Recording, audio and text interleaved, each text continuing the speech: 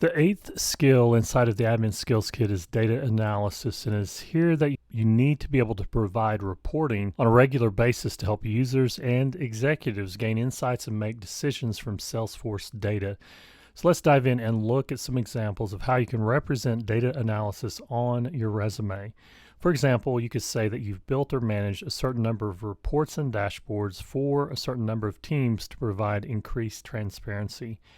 Another example provided is that you've proactively created reports and dashboards that allowed users and executives to see which products were top sellers, who the highest value prospects were, and which marketing campaigns were most successful, thus allowing the business to make decisions regarding future activities. And then the third and final example is that you provided goal-oriented stats for users and executives through customized dashboards.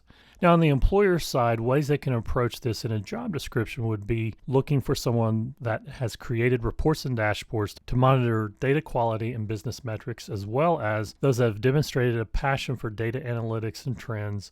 And then finally, those that have provided data-driven recommendations to senior management by building visually compelling dashboards.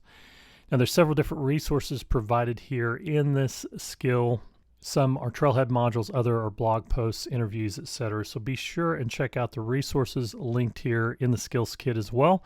That is skill number 8, data analysis, and next up is data management, skill number 9.